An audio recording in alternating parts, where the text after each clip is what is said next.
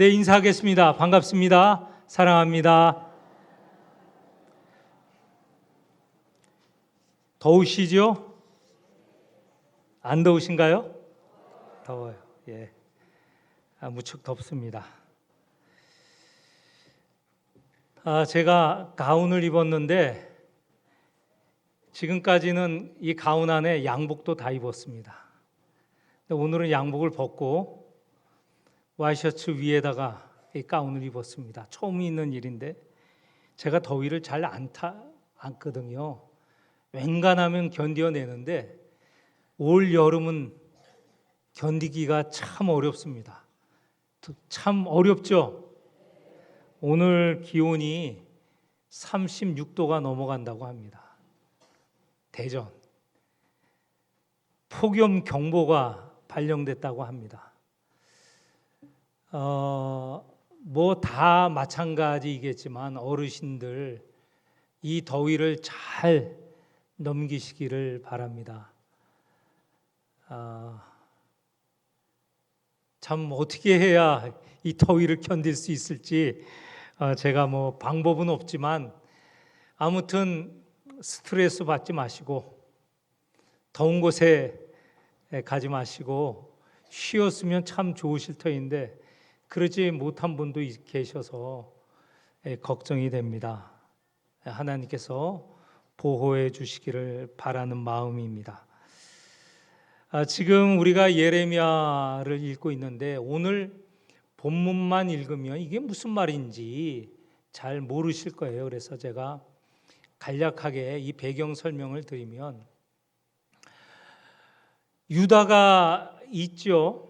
원래는 이스라엘과 유다 두 나라인데 이스라엘은 오래전에 아수르에게 망하였고 유다가 지금 생존하여서 지내오고 있는데 유다 시드기 왕 때에 굉장히 위험한 상황에 빠집니다.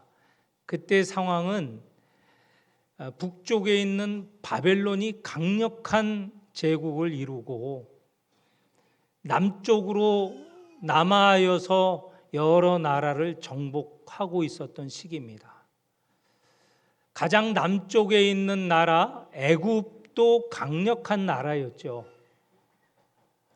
두 나라 사이에 있는 나라들은 곤욕을 치루었습니다.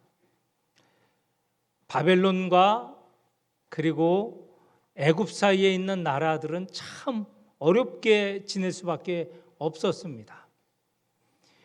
그 사이에 있는 유다도 마찬가지입니다. 특별히 시드기야 왕 때 너무 힘든 상황입니다.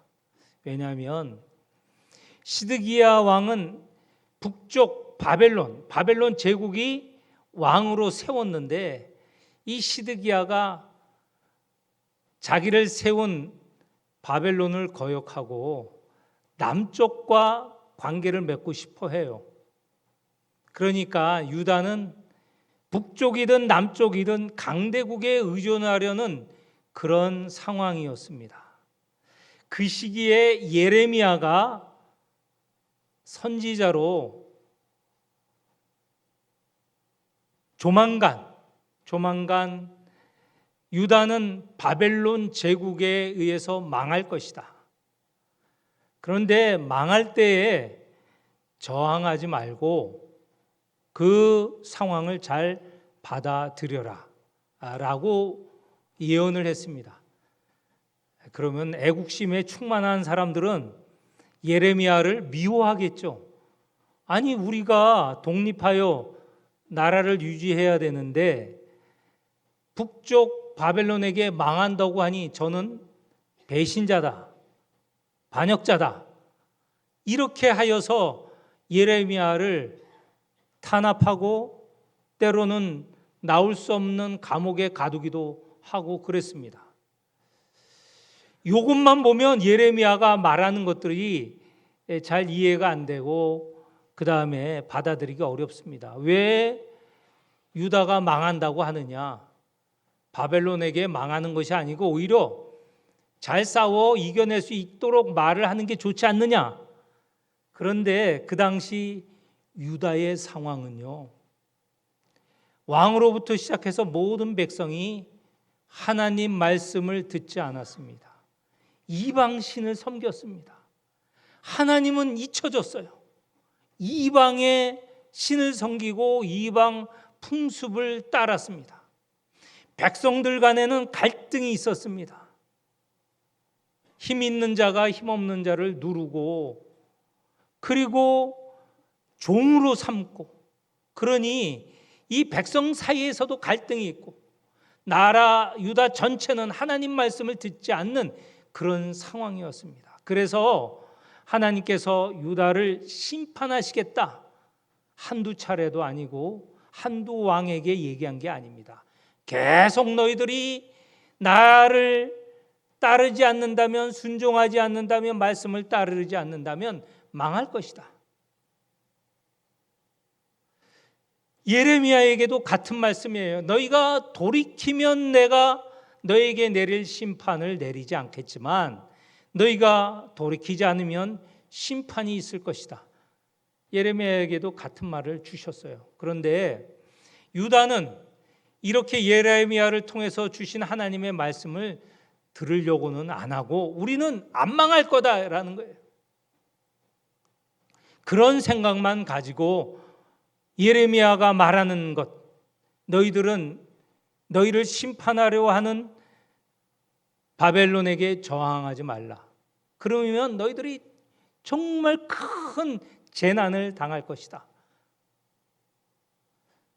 근데 끝까지 예레미야의 말을 듣지 않았습니다. 결국은 유다는 그들의 한 행위 때문에 심판을 받게 되었습니다. 지난 시간에 잠깐 언급하였지만 어떤 심판이었는가? 먼저는 예루살렘 성벽이 허물어졌어요. 예루살렘 왕궁이 무너지고 불태워졌습니다. 무엇보다도 하나님의 성전이 불타지고 성전이 남아있지 않게 되었습니다. 백성들, 왕으로부터 시작해서 많은 이들이 포로로 잡혀갔습니다. 남은 사람들은 밭도 포도원도 없는 빈민들, 가난한 사람들만 남았습니다. 그리고 바벨론에게 저항하지 않은 몇몇 사람들이 남아 있습니다. 그 사람들 가운데 대표적인 인물이 그다랴라는 사람입니다. 바벨론 느부갓네살 왕은 이 유다를 함락시키고 멸망시키고 그다랴를 세워서 남은 사람들을 통치하라고 총독으로 임명을 했습니다. 그다랴는 하나님의 말씀을 따르는 사람이었습니다. 예레미야의 그 예언을 잘 받아들였던 사람이에요. 그 사람이 총독이 되었으니 그래도 바벨론은 그다랴를 보고 더 잔혹하게 치고 멸망을 시켰지만 더 이상 그들의 군사적인 힘을 유다에 보내지 않았습니다. 그다랴가 잘 다스리기만 하면 어려운 상황 가운데 지낼 수 있었던 것이죠. 자, 지금 유다는 망하였어요. 그다랴 총독이 다스리고 있었습니다. 그런데 그 망한 나라 안에서도 우리는 바벨론파야, 우리는 애굽파야, 나라가 갈라졌어요. 남은 자 소수이고 힘도 없고 겨우 살아가는 정도였는데 그 안에서도 서로 싸우는 거예요. 물론 그다랴 총독은 친바벨론파였죠. 그래서 총독으로 임명된 것 아닙니까?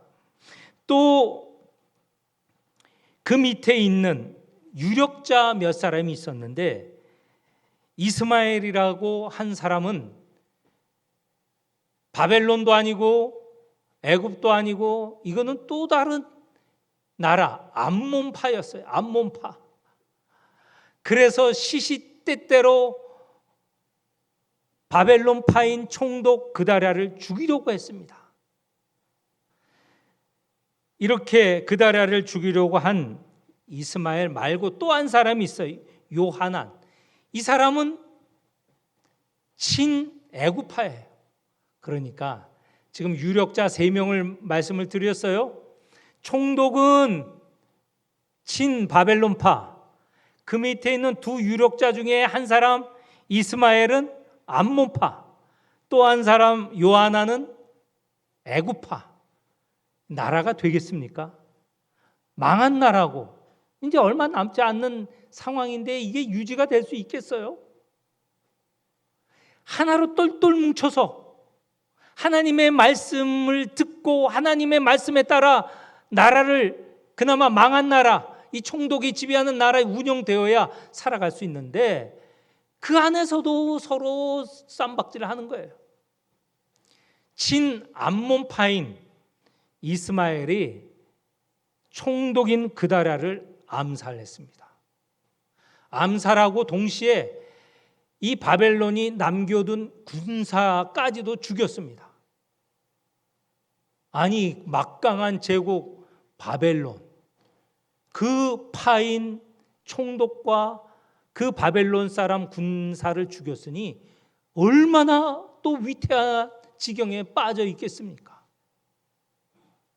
그러고 나서는 이 총독을 죽인 친 암몬파 이스마엘은 무서워서 암몬으로 도망갔습니다. 그러면 남은 사람은 한 사람이 남아 있어요. 요하난 한 사람. 그 사람은 어느 파라고요? 애굽파예요. 애굽파. 마음에 애굽에 대하여서 친하니까 걱정이 되는 거예요.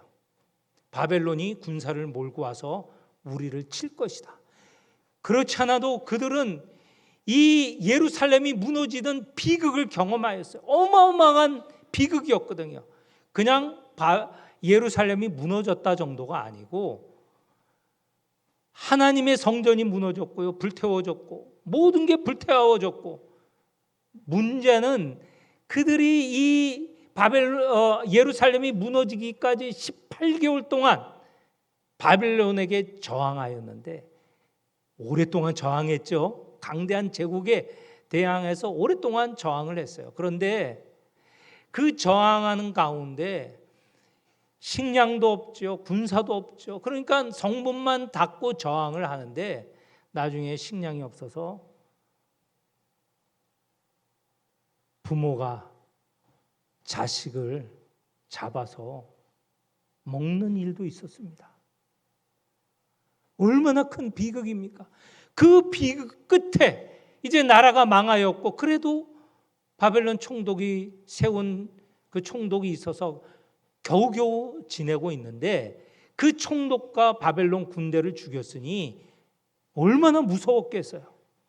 요하난이 그 당시에 아직도 유다에 있었던 예레미야에게 사람을 보내어서 우리가 어떻게 하여야 할지 하나님께 여쭈어 달라, 기도 요청을 하게 되었습니다. 굉장히 중요한 시기에 중요한 요청이었어요. 기도를 해달라. 위기의 때 자기 생각으로는 방법이 없어요. 살아갈 길이 없어요. 다시 바벨론 침공을 받을 것 같아요. 죽을 것 같아요. 그러니 사람을 보내어서 우리는 어떻게 하였으면 좋겠습니까? 예레미야에게 요청을 한 겁니다. 그리고 말하는데 하나님이 무슨 말을 하시든지 그게 우리에게 유리하든 불리하든 하나님의 말씀에 따르겠습니다. 대단한 결심이죠. 이 위기 상황을 벗어날 길, 하나님께서 우리를 구원해 주실 거다라는 기대를 가지고 예레미야에게 요청을 한 것이죠. 이런 요청을 듣고 예레미야가 하나님께 기도하기 시작했습니다. 7절에 보면 10일 정도 기도한 후에 하나님의 말씀이 들렸어요. 하나님의 응답이 들렸어요. 그래서 예레미야가 남은 사람들을 다 불러요. 8절에 보면 요하난과 모든 군 지휘관과 백성의 낮은 자부터 높은 자에 이르기까지 모두 다 불러서 이제 하나님이 살 길을 알려주는 거예요. 알려주는 것 간단합니다. 하나님의 말씀에 복종하면 너희가 살겠지만 하나님의 말씀에 복종하지 않으면 너희가 다 죽을 것이다. 이미 조금 전에 예루살렘이 무너지고 많은 사람들이 죽고 포로로 잡혀갔던 것처럼 그와 같은 벌이 있을 것이다. 하나님의 말씀을 들으라, 순종하라라는 거예요. 그런데 하나님의 말씀의 내용인즉 무엇이냐면 너희들이 바벨론을 두려워하여서 애굽으로 가지 말라. 여기에 남아 있으라. 남아 있으면 하나님께서 너희와 함께하여 주시고 너희를 지켜주실 것이다.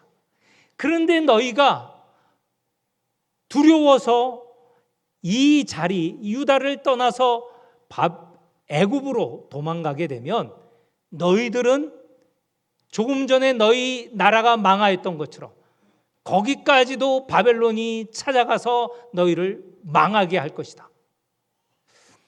이런 말씀이에요. 그러면 어떻게 하겠습니까? 여러분 같으면 어떻게 하겠어요? 그 말씀을 듣겠습니까? 듣지 않겠습니까? 왜 이렇게 대답이 듣겠습니까? 듣지 않겠습니까? 예, 들어야죠.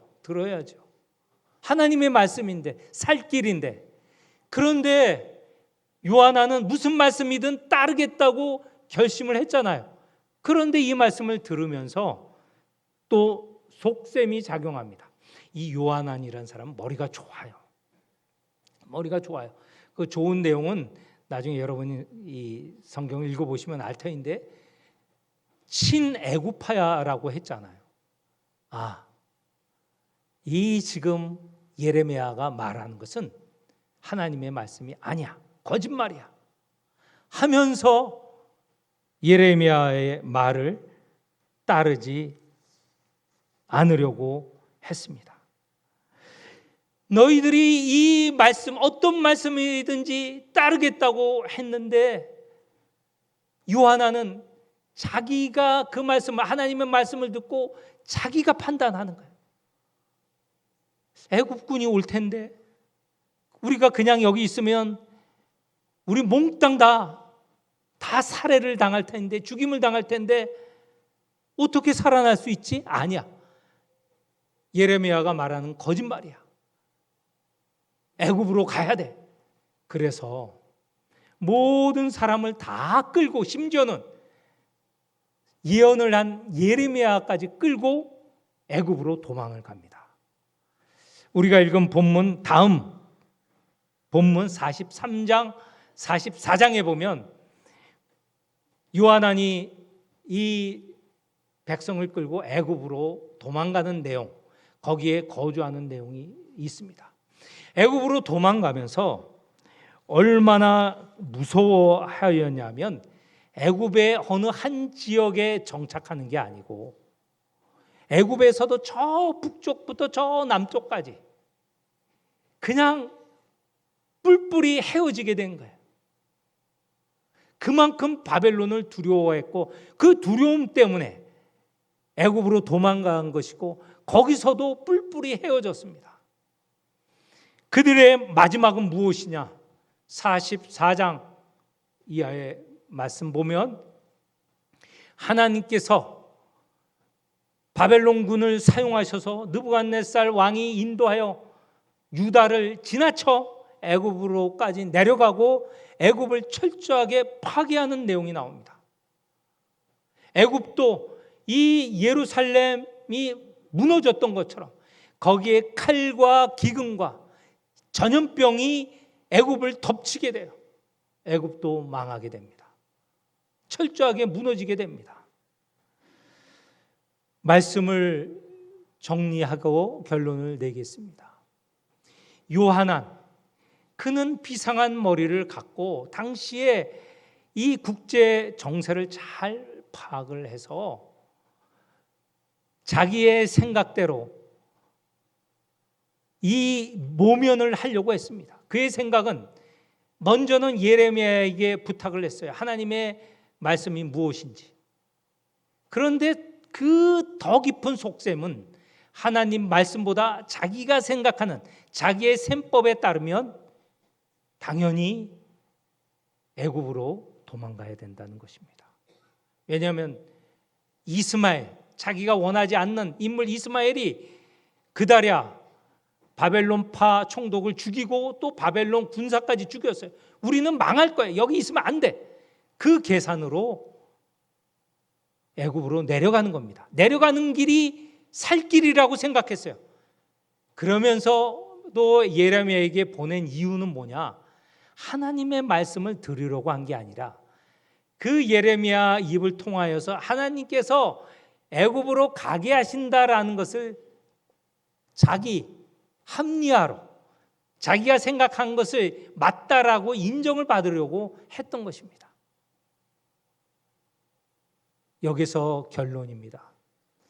우리는 하나님께 기도할 때 얼마나 하나님의 뜻을 묻습니까? 내가 불리하든 유리하든 하나님의 뜻, 하나님이 말씀하시면 그 일대로 하겠습니다.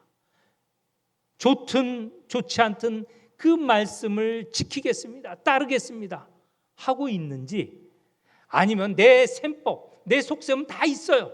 그리고는 하나님께 형식적으로 기도하고 있는 것은 아닌지, 하나님이 이렇게 하라고 안내해 주시고 인도하여 주시는데도 내가 생각하기에 불리하고 내가 셈을 해도 안 되니 내 마음대로 하는 것은 아닌지, 오늘 이 말씀을 통하여서 우리가 잘 생각해 보아야 하는 것입니다.